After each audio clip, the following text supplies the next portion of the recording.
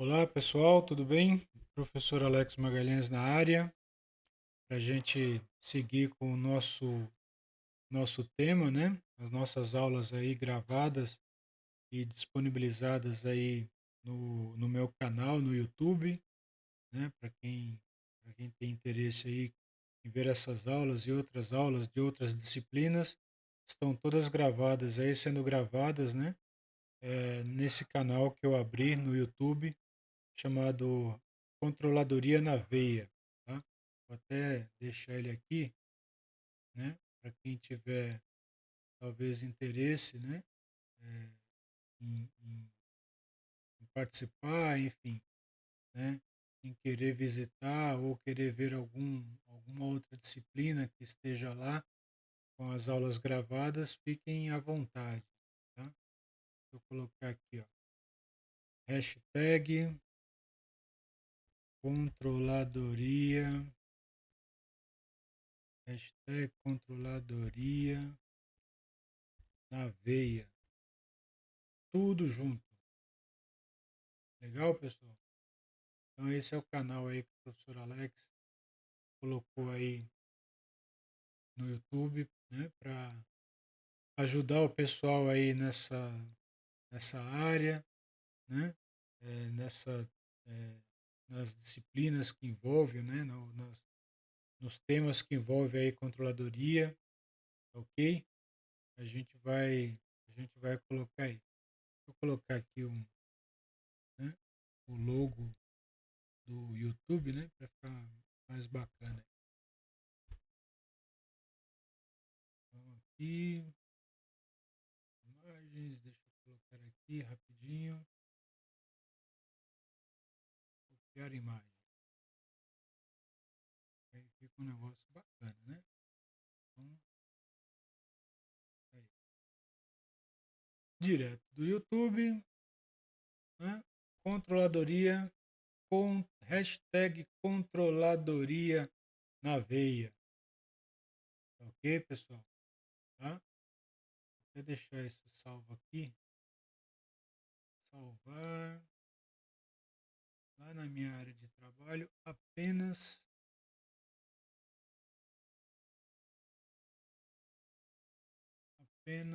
esse slide. Deixa lá. Bom, vamos lá. Então, seguindo aqui, tá? Nosso tema, né? A nossa aula de contabilidade intermediária, né? A nossa disciplina de contabilidade intermediária. A gente vai seguir aí falando sobre demonstração de resultado do exercício, que é uma dos relatórios, né? Que são exigidos aí pelas normas, né? Pela legislação, né, vigente aí, exigindo das empresas a apresentação, né, a confecção, elaboração e apresentação, né, desse relatório, dessa demonstração financeira. E esse relatório nada mais é do que o histórico, né, o desempenho durante um determinado período apurado sobre toda a operação da empresa, né, desde a sua movimentação através das vendas, né, do seu comércio, até todos os custos incorridos, as despesas, né, apontadas, né, ocorridas sobre a sua movimentação, sobre a sua operação comercial, e depois lá no fim vai ter lá a apresentação ou a apuração do resultado desse exercício ou do período, né, que foi computado aí, ok? Nós vamos entrar aí um pouco mais a fundo, né, nessa estrutura, né, que compõe a demonstração de resultado do exercício, principalmente no que tange aí a parte das receitas, tá? Das receitas que a empresa gera, seja pela sua venda, ou seja, né, pela venda de seus produtos, ou seja, pela prestação de serviço. Então, seguindo aqui apenas um conceito, tá? Para a gente fixar aí o que é, né, a demonstração de resultado do exercício, nós podemos dizer o seguinte, tá?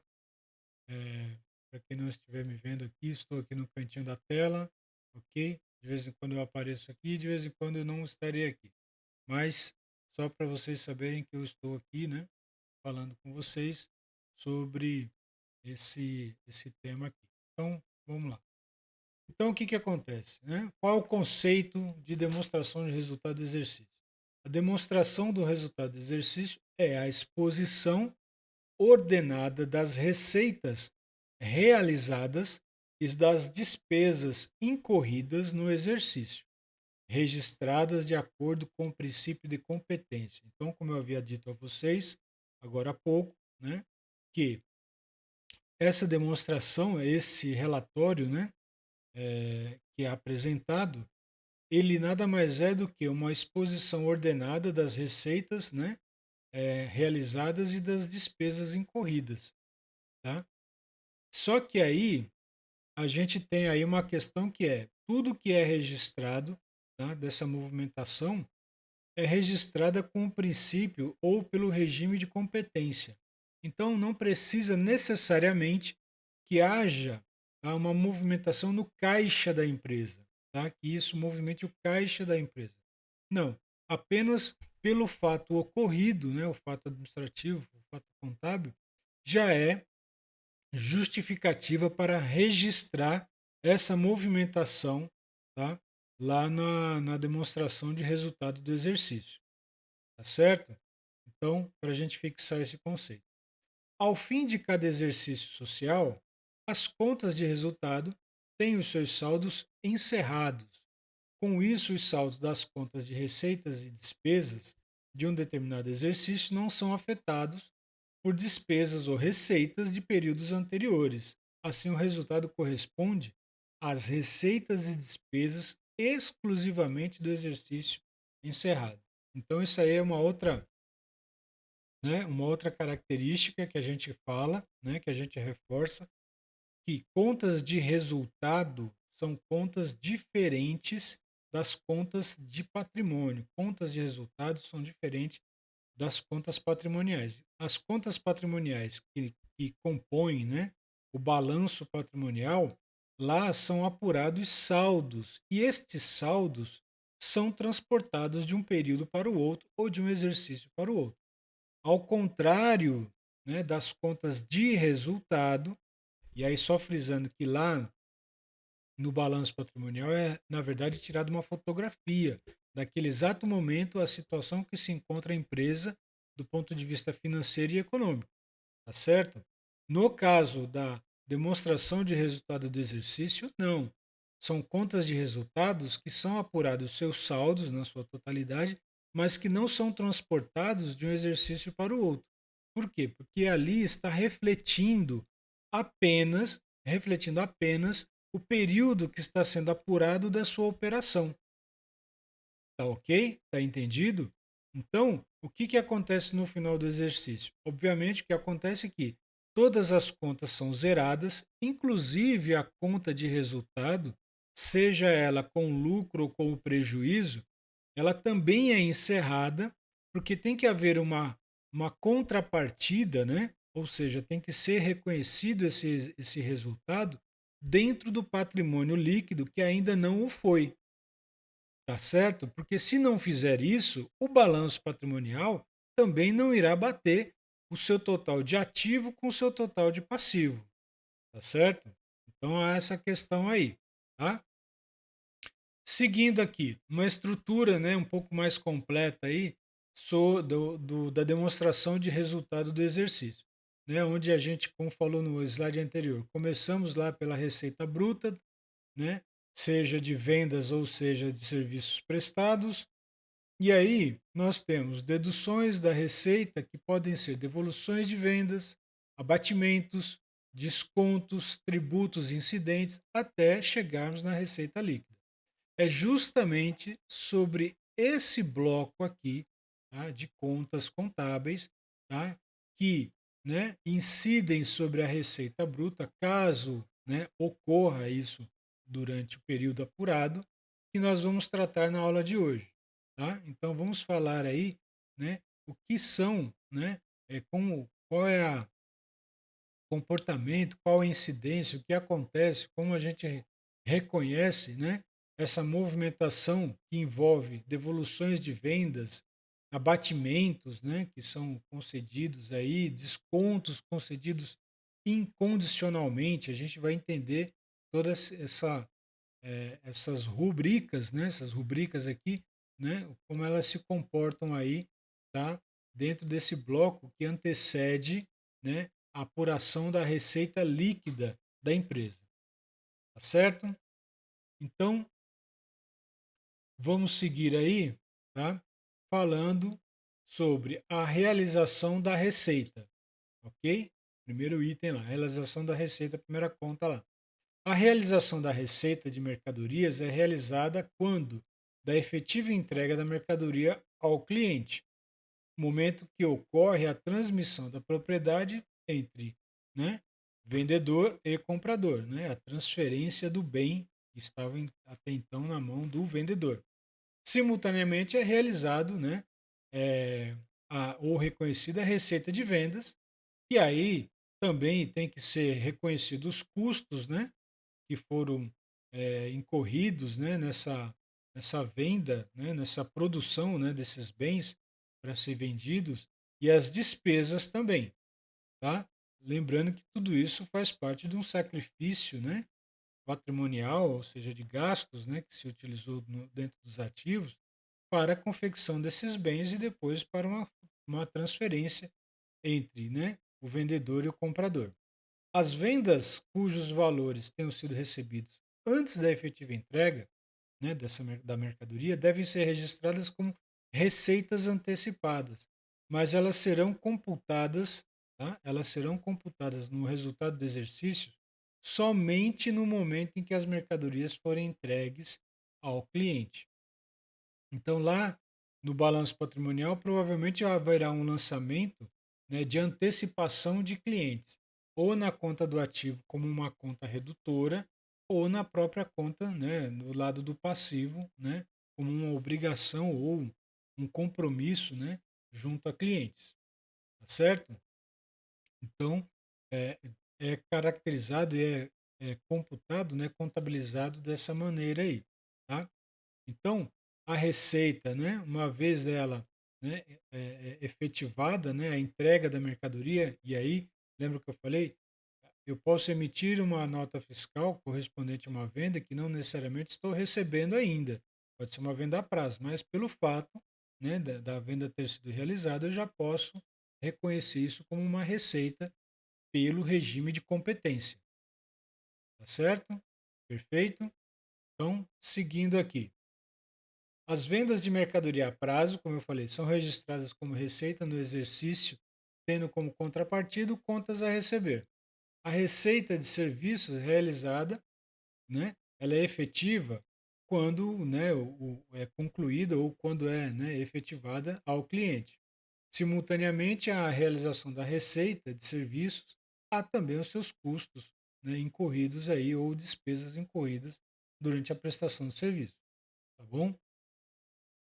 De acordo com a resolução, né, do Conselho Federal de Contabilidade 774/94, nas entidades em que a produção demanda largo espaço de tempo, deve ocorrer o reconhecimento da receita proporcionalmente ao avanço da produção, desde que estejam presentes os seguintes requisitos. Essa resolução, ela trata, na verdade, o seguinte: quando há um longo período de tempo para ser ou prestado o serviço ou entregue, né, um determinado produto. Tá? E aí a gente pode falar em situações em que, por exemplo, a Embraer, né, que é uma empresa que fabrica aviões, tá? Ela não tem isso em estoque, então ela leva um determinado tempo, ok, para confeccionar aí uma quantidade de aeronaves conforme pedida a ela, conforme solicitado, negociado com ela. Tá? Então, de acordo com a resolução do CFC, né? Isso pode ser reconhecida, essa receita ser reconhecida gradativamente à medida, né, que estiver sendo realizada, tá? Dentro do seu resultado. Então, quais são aí os requisitos, tá? O preço do produto seja estabelecido mediante contrato, inclusive quanto à correção dos preços, tá? Primeiro quesito aí. Segundo, não haja riscos maiores de descumprimento do contrato, tanto da parte do vendedor como da parte do comprador. E que exista uma estimativa tecnicamente sustentada dos custos a serem corridos. Tá? Então, esses são aí os três requisitos, né, citados para reconhecer a receita, tá, de forma gradativa, ok? Em relação, eh, com amparo dessa orientação, né, da resolução do Conselho Federal de Contabilidade, tá bom? Então a gente está falando aqui, ó, no caso de obras de engenharia, por exemplo, em que normalmente estão presentes os três requisitos citados anteriormente, o reconhecimento da receita não deve ser postergado até o momento da entrega do imóvel, pois esse procedimento redundaria num quadro irreal da formação do resultado em termos cronológicos. Então, nesse caso aqui, o correto é, né, considerar realizada a receita proporcionalmente aos custos, né, os custos reais ou estimados, incorridos em cada exercício, ou computar no resultado a receita de cada uma das etapas previstas para a obra. Tá? Então, seria a maneira aí como reconhecer a receita desses imóveis, né, da venda desses imóveis, mesmo antes, né, deles estarem sendo entregues, tá bom? Mesmo antes deles estarem sendo entregues aí. Tá ok, pessoal? Então, seguindo aqui, né? Agora falando sobre deduções da receita bruta, né? Outras ocorrências que podem acontecer aí antes, né? Para apurar o resultado, ou perdão, a receita líquida da empresa. Então, nós temos aí as devoluções de vendas, tá? Vamos falar de cada uma delas. Temos aí a devolução de vendas, os abatimentos concedidos sobre essas vendas, os descontos concedidos incondicionalmente e tributos incidentes sobre as vendas de serviços. Tá? Então, tudo isso aí a gente vai estar falando agora, tá? Que são é, ocorrências, né, contábeis que podem diminuir a receita bruta para a gente apurar a receita líquida. Ok? Então, seguindo aqui, né? Com relação à devolução das vendas, né? Nas operações com mercadorias, e aí serviços não entram nessa questão, né? Porque não tem como devolver um serviço, tá? A mercadoria sim pode ser devolvida. Então, eu tenho aqui, né? Devolução da mercadoria, cancelamento da venda ou retorno da mercadoria. Então, vamos aí diferenciar cada uma dessas situações. Na devolução da venda, a mercadoria que foi entregue ao comprador por ele é devolvida em virtude de algum problema. Não atende especificações ou alguma coisa do gênero, tá? Então, por isso, ela é devolvida, perfeito? Outra coisa, né, que pode acontecer aí seria o cancelamento da venda, né? O negócio ele é desfeito, então a venda é cancelada, né? E aí, obviamente, a mercadoria é remetida ao comprador, tá? Por algum motivo lá cancelou a venda e devolveu, tá? Devolveu ao vendedor, tá? Não é correto que a venda seja registrada contabilmente antes da entrega da mercadoria, mas se ainda assim a receita tiver sido, né, é, contabilizada, tá? Deixa eu só consertar aqui. Tiver sido, né? Se tiver, né? Correto. Se tiver disso contabilizada, deve ser feito o lançamento de cancelamento da venda. Já na operação de retorno, a mercadoria é remetida ao cliente, mas não chega a ser entregue.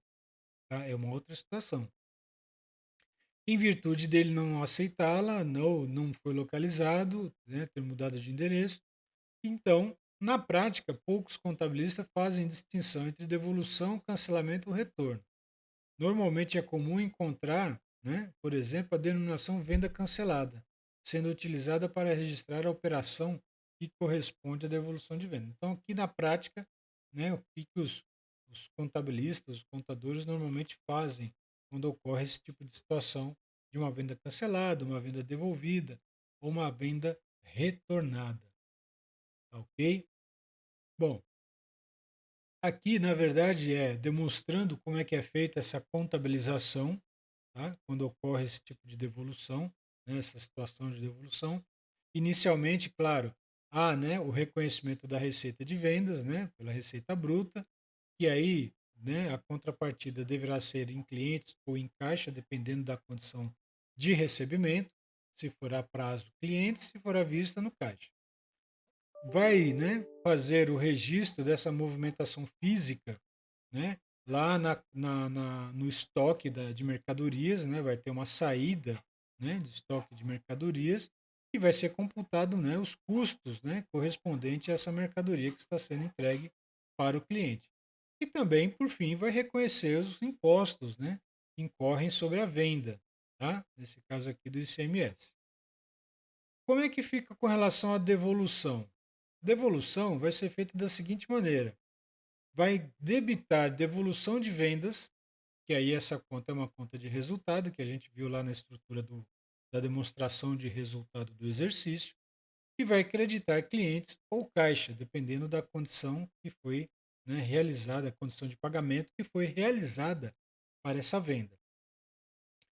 Obviamente vai devolver a mercadoria para estoque e aí então, né, vai repor esse custo, né, na conta de custos de mercadoria vendidas, tá? E, obviamente, o imposto ele não será restituído, mas ficará como um imposto a recuperar, ou seja, um crédito que ficará na Secretaria da Fazenda ou na Receita, né, para que você possa utilizar em recolhimentos futuros, tá bom? Então essa aqui seria a forma de fazer a contabilização, né? A escrituração quando há devolução de vendas, tá? Em vez de se tornar o valor de devolução diretamente na conta de receitas, o procedimento correto então é registrá-lo na conta de devolução de vendas, né? E que será a dedução da receita bruta. O estorno de ICMS foi feito a débito na conta de ICMS a recuperar, como eu havia dito, em virtude da legislação desse tributo estabelecer que a devolução de mercadoria gera um direito a crédito do imposto, tá? Não é uma devolução, uma restituição. Fica com esse crédito lá na Secretaria da Fazenda, tá bom? Então é dessa maneira aí que a gente, né, acaba concluindo como se faz a contabilização, a escrituração de uma devolução de venda, tá? Quando envolve, né, situações que acabam impactando em exercícios anteriores, ou seja, uma devolução de algo que já foi faturado no ano anterior e foi devolvido no ano seguinte, como é que deve ser, né, reconhecido contabilmente, registrada a movimentação desse tipo de devolução, tá? No, no ano um, quando houve a venda, o que, que aconteceu, né? A gente já viu essa contabilização. Olha, creditou vendas, né? Receita de vendas brutas lá no valor de 1.000 e debitou no lado do ativo, né? Contas a receber ou clientes, né? Aqui é clientes, clientes, perdão, né? Se for uma venda a prazo ou se for uma a venda à vista, caixa. No caso aí da movimentação física, né, vai fazer o crédito em estoque de mercadoria, reconhecendo a saída, e vai debitar custos, né, que é envolvendo os custos da mercadoria vendida. E o imposto vai ser recolhido, né, ou vai ser reconhecido como a recolher. Tá? Na devolução, né, dessa mercadoria no ano seguinte, no ano 2, como é que é feito isso? Des- Debita-se a despesa de vendas, tá? Que está lá no lucro bruto de X1, o valor de 300, que foi o que apurou aqui, né, no resultado bruto, né, dessa operação. Debitou o ICMS a recuperar os 200 que a gente viu aqui no lançamento da venda. Estoque de mercadoria também debita, porque vai voltar, né, essa mercadoria para dentro do estoque. Perdão, gente. E vai acreditar a caixa, os 1.000, né, que foi referente à venda. Tá? Isso quando envolve aí, né, dois exercícios distintos, tá, para fazer a devolução da venda, né, de mercadoria. Tá bom? Bom, falamos aqui agora sobre abatimentos concedidos sobre as vendas ou serviços. O abatimento, tá? é uma redução do preço concedida pelo vendedor para que não haja devolução da mercadoria, como se fosse algo para compensar algum tipo de problema que ocorreu, tá, na entrega daquela mercadoria, tá ok? Para que o cliente não recuse a aceitar a mercadoria ou o serviço já prestado, tá? Após o recebimento das mercadorias, o comprador pode constatar algum problema a elas relacionado. E aí as mercadorias podem não estar de acordo com o pedido e apresentar algum tipo de defeito ou coisa semelhante. Então, para que não haja a devolução, né, o vendedor concede uma redução no preço, tá? Concede uma redução no preço, tá? Para que não haja a devolução daquele produto, tá bom? Então, como é que ficaria isso, tá? Já vimos aqui a contabilização, né, e reconhecimento da receita, né, e as contas que são, né, envolvidas. Agora, quando há o abatimento, como é que fica essa contabilização? Olha, vai debitar, né, abatimento sobre vendas, que é uma conta, né, lá é uma conta de resultado que está lá na demonstração de resultado do exercício, e vai creditar clientes ou caixa, né, que é uma conta do ativo, envolvendo ou contas a receber, né, ou propriamente o caixa da empresa, tá? É isso que vai acontecer. E aí a gente vale, né, destacar que não envolve nenhum tipo de movimentação, abatimento ou crédito junto ao ICMS, tá? Não envolve. E também não envolve nada com relação à movimentação de estoque ou, né, a apuração dos custos da mercadoria vendida, tá? Por quê? Porque esse abatimento é algo comercial e a mercadoria não volta para a empresa, tá? A mercadoria não volta para a empresa.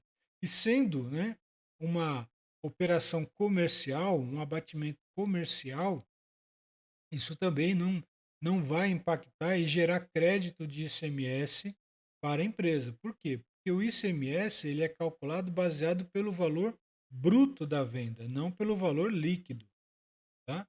Então isso aqui, esse abatimento que a empresa concedeu para o cliente, né, é um problema da empresa, não tem nada a ver com a parte tributária, tá? Não tem como deduzir isso lá na parte tributária, tá certo? O desconto concedido incondicionalmente já é algo diferente do abatimento, tá? Por que algo diferente do abatimento? Porque enquanto no abatimento é para evitar a devolução daquela mercadoria que já foi vendida e entregue, tá? No caso do desconto concedido incondicionalmente, na verdade é para atrair o cliente a comprar a mercadoria ou para comprar mais, né, em maior volume aquele produto. Tá? Então, enquanto um é para evitar a devolução, o outro é para incentivar o consumo, a compra ou uma compra de maior volume. Tá? Nesse caso aqui, se caracteriza, né? Define-se como um desconto concedido incondicionalmente. Tá? Esse desconto concedido incondicionalmente, tá? Ele pode ser o quê? Um desconto concedido no momento do pagamento da duplicata. Tá? Então, o que, que acontece? Olha, para o cliente comprar mais ou comprar aquele produto, né? Fatura-se a nota fiscal pelo valor bruto, perfeito? Recolhe lá toda a parte, né, referente à tributação, mas no momento do recebimento, né, na própria nota fiscal vai registrado que haverá um desconto, tá, para o pagamento da duplicata correspondente àquela nota, tá? Então, quando o cliente for pagar a duplicata, vai haver um desconto, né, que já está reconhecido não só na nota fiscal, mas obviamente também lá na demonstração de resultado do exercício, tá? Como a gente viu na contabilização no slide anterior, tá ok? Tá? Então, isso não vai interferir nem nos custos da mercadoria vendida, nem em estoques e muito menos na parte tributária, nesse caso a gente falando aí do ICMS, certo? Então aqui nós temos, né, os descontos concedidos, né, incondicionalmente, né, a visão com relação à parte escritural, né, com relação à parte contábil, né, a contabilização disso, a escrituração. Então, o que que a gente observa, né? Já sabemos como é que é feito o reconhecimento da receita de vendas, só que nesse caso aqui haverá o desconto concedido incondicionalmente, né? Debitando, né, essa conta lá na conta de resultado, ok? Tá certo? Que irá também registrar na nota fiscal, tá? E lá, né, é, como a gente diz, lá nos clientes, né, vai ter o valor líquido, tá, que será recebido, tá, através de duplicatas aí, tá, ou o próprio valor recebido à vista vai estar menor em relação à nota fiscal do valor bruto, né, vai estar com o valor líquido lá. Agora tem uma outra coisa que a gente fala que se chama desconto condicional, tá? O que seria o desconto condicional, tá? Diferentemente do desconto incondicional, né, que é para incentivar o consumo ou a compra em maior volume pelo cliente, o desconto condicional ele já procura atender uma condição, tá? O que seria uma condição, tá? Uma condição no sentido de, olha, se o cliente pagar a sua duplicata até o vencimento, haverá um desconto, né? Como um bônus por ele estar pagando de forma adimplente, ok? Então, se ele pagar até o vencimento, ou se ele pagar antecipado, como acontece às vezes, né, em prestações, há um desconto concedido, né, sobre aquele valor que o cliente está pagando. Tá? Nesse caso aí, a gente chama de desconto condicional, tá? Por conta de uma condição em relação ao pagamento, né? Incentivando a pagar, né? Antecipado ou pagar no vencimento, para não atrasar o pagamento daquela nota, daquela duplicata. E aí, nesse caso, ok? A contabilização ela é direta em despesas financeiras. Não são computados, né, esse desconto lá nas contas que envolvem a redução da receita bruta apurando uma receita líquida. Não envolve isso. Por quê? Porque esse desconto ele já está sendo, né, apontado, ele já está sendo, né, é, praticado sobre o valor líquido da nota fiscal. Tá? Por quê? Porque aqui está envolvendo uma condição sobre o recebimento, tá bom? O consumo já aconteceu, a compra já foi realizada. Nesse caso é incentivar o pagamento, né, de forma adimplente, ou seja, no vencimento, né, ou antecipado. Tá? E aí acarreta uma despesa financeira, tá? Uma despesa financeira, tá? Não é uma despesa que vai ocorrer lá antes da receita líquida, tá? Vai incorrer, na verdade, é no resultado da empresa, tá certo? Então, é diferente do desconto incondicional, ok? Então, a gente fecha, né, aqueles 4 itens lá, com exceção do último, que a gente vai falar sobre os tributos incidentes na próxima aula. Tá? Na próxima aula, a gente vai estar falando sobre os tributos incidentes, ok? E aí a gente vai deixar, obviamente, gravada essa mesma aula aqui no canal, né, do professor Alex aí, né, no YouTube, né, o canal que eu já falei para vocês, que se chama hashtag Controladoria na Veia, tá bom? Então é isso, pessoal. Espero que se tiver alguma dúvida, né, ela tenha sido sanada. Se estavam com alguma dúvida, ela tenha sido sanada e resolvida com a revisão, né, da nossa aula que está gravada aí, tá bom? Então é isso. Pessoal, obrigado mais uma vez e até a próxima aula. Tchau.